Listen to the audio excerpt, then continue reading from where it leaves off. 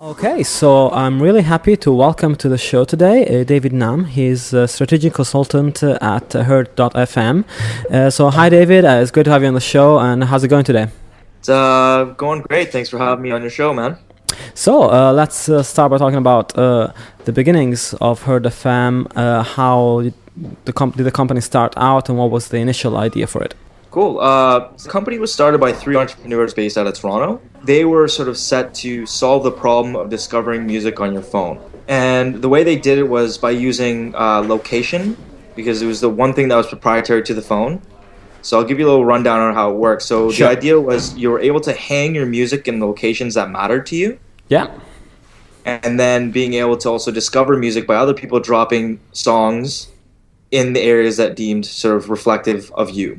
Very cool feature. And from a sort of business to business side, they got it. You know what I mean? And from a consumer's perspective, definitely got it around concerts, conferences and festivals.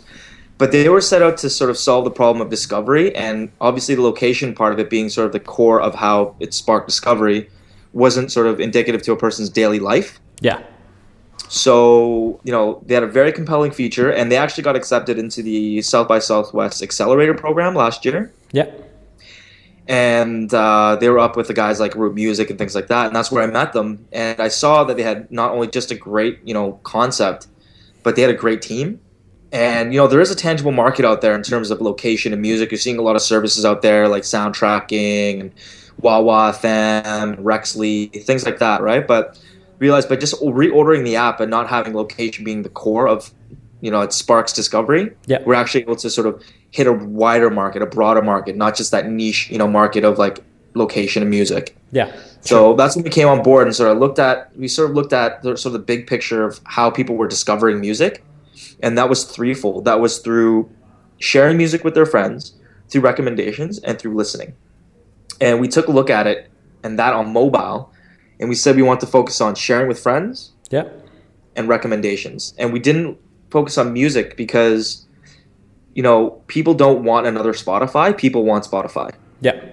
right? And there are a lot of services out there, like, our mutual friends at SoundCloud that, enfranchise us to be able to use our technology so we can actually have music streaming within our app. Of course. Yeah. And so we focus on sharing recommendations. And so basically, this is a Herdfm 2.0 in the sense that from last year, the company has evolved a lot. How did you tackle adding new features to an existing service? I know sometimes it's a challenge to create a more complete user experience around something that's already in place. That's a good question. Well, we reordered location to not obviously be the core of discovery, and we sort of reordered it and we sort of recontextualized what it meant. Yeah. And it's called a track journey. And what we're actually able to do now is something that no other service does, which is I share a song with you, and you're in London and I'm in Toronto. Yeah. And then you share it with someone, let's say with your friend in Berlin. I actually get to see my musical influence being tracked around the world to see how influential I am. That's great. So that's a great feature because no one can ever really see it other than the fact that when you're on a rooftop barbecue and someone plays a song and you go, oh, actually, I recommended that to them. But now you can actually see that line of, sort of that 6 degrees of influence. Yeah. So we left it in there. In terms of reordering the app, it wasn't very jarring because we're actually, as long as you keep your main goal, your main, pain point and the solution to it intact, it's not too concerning. Yeah. Because a lot of people will say, okay, we want to re-evolve our app. We want to, fix it to make it better. But inadvertently what they do is they actually make it more convoluted and they, don't necessarily fix the problem. They've actually started fixing another problem. Yeah.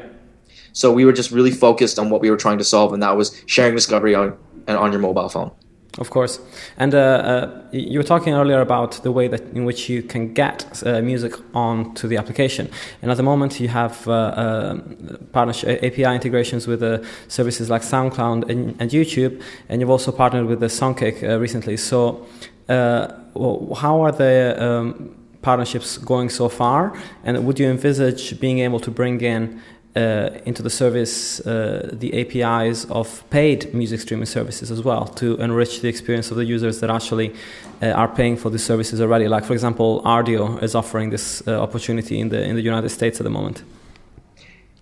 Definitely, and that's a great question too. The relationship to date have been fantastic. And we also have an API agreement with Last.fm as well. Oh, great.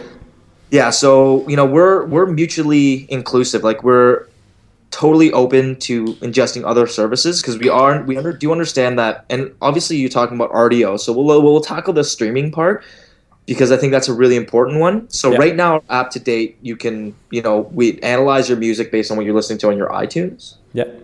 But we understand that emerging market of a lot of people like RDO and Spotify, SoundCloud. There are different ways in terms of how people consume music. Yeah. So we've identified that behavior, Cool. and that's already in our roadmap in terms of how do we ingest other services. Obviously, I can't really name them right now, but we're in talks right now how we can integrate with their services to make our service more robust in terms of having access to the music you're listening to make that sharing very seamless. Yeah, because I mean the holy grail really of a mobile application would be to be able to offer multiple access points to your music from one single place. So that would be a really, really cool thing to be able to do.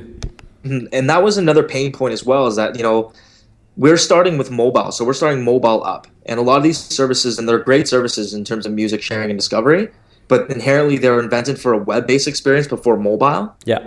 And they were a better web-based experience anyways than mobile. Yeah. And what's creating is this sort of behavior of having to be either too isolated or it's not amalgamated enough, and it makes you bounce around to different apps.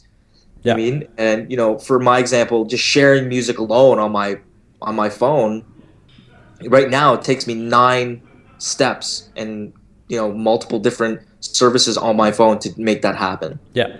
And that right there is kind of it's really annoying because I want to do something. Mobile is really how people consume their music, especially on the go, in the moment.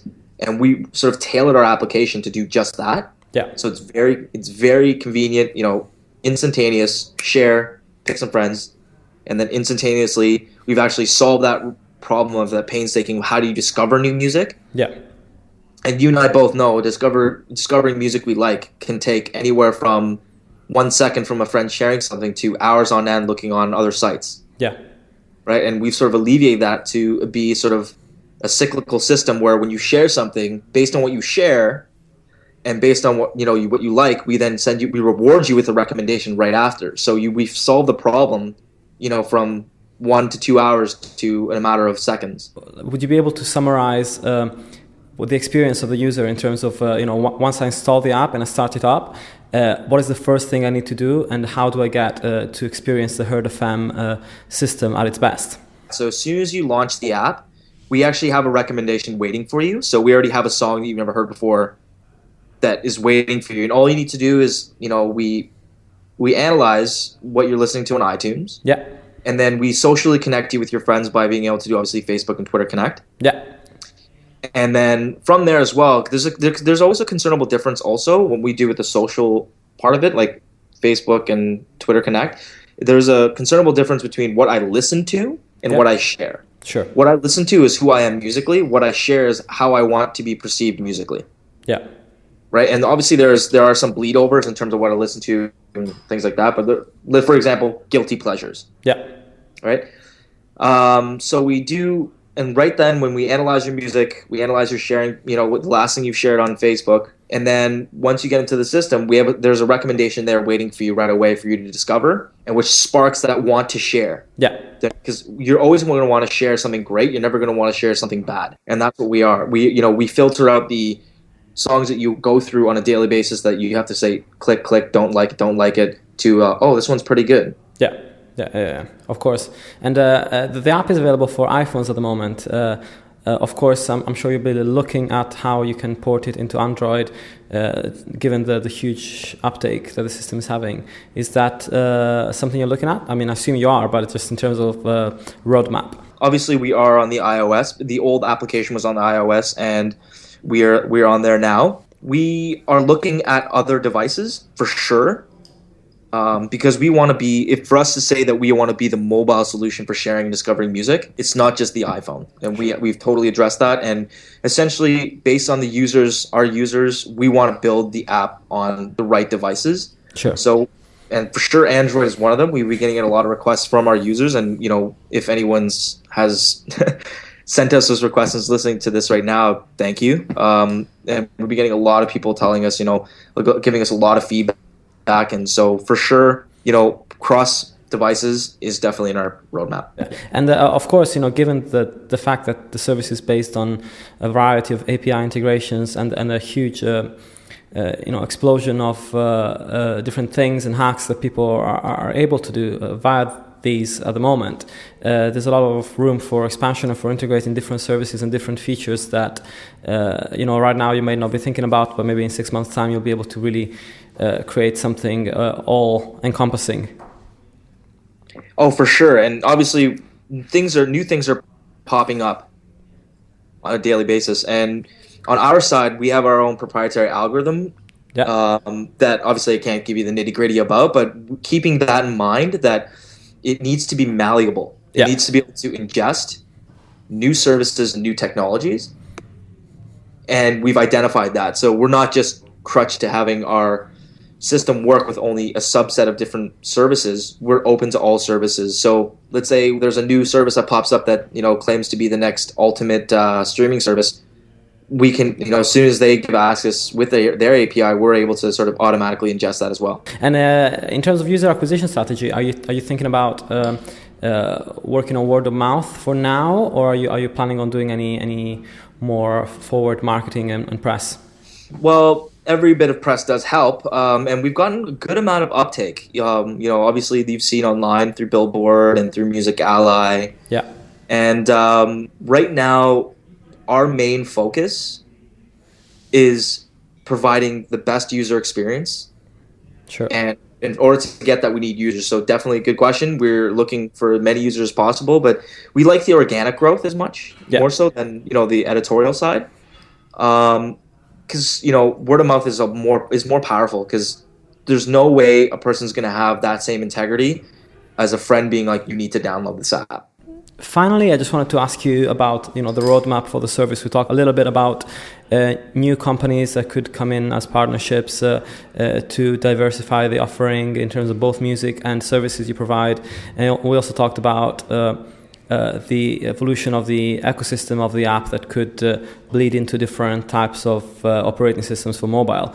Is there any other fields that you're particularly focused on at the moment in terms of the way you want to develop the company? For us, in terms of where we want to develop the company, we say we're going to be the only solution of sharing and discovering music with your friends on your phone. So obviously, we're very focused on the mobile platform right now. Yeah. And obviously, the other platforms they're there, but we want to go where it's the smartest move for us for our users. Yeah. We don't want to build something for the sake of building something and saying, it's the milestone, we've checked it. That milestone needs to be there because it needs to be beneficial for our users. So every single thing we do is not only that. And as we sort of span out, and can't again talk about our business model at the moment, but we're in the process of, building it out. Yeah. How we can work with our clients and partners. Yeah. Making them happy, but also creating a more robust experience for our users. I mean, it's going to be an interesting space in mobile anyway, because a lot of companies, including Facebook and others, are going to be looking at experimenting with different ways of making advertising on mobile an experience rather than a chore. So, there's going to be a lot of avenues on top of partnerships on the advertising side as well that could be quite interesting. Oh, for sure. And that's the thing, is that mobile, to date has always been it's a smaller screen. Yeah. And trying to sort of, obviously a lot of people are trying to shoehorn all their services into it. But that's the thing, is that mobile has actually become its own behavior. So there's certain things that work and transition really well on web. Yeah. But there are a lot of usage patterns and behaviors that a lot of services or a lot of features that people won't actually use. Yeah. And what we're doing is we've actually chiseled away at it, and we're giving you the best mobile experience. And it's better to, obviously, for us to add things on than to subtract things away. Yeah. Yeah, of course. Of course. Cool. Well, that's great. And people should look for Herd.fm on the App Store, of course. They can also go to Herd.fm on the website, but of course they're going to be redirected to the App Store to get it on their iPhones. And highly recommend trying it out and seeing how your recommendations can spread virally. Thank you, man. I'll start sharing music with you today. Cool, great. Well, thanks a lot, and have a great rest of the day.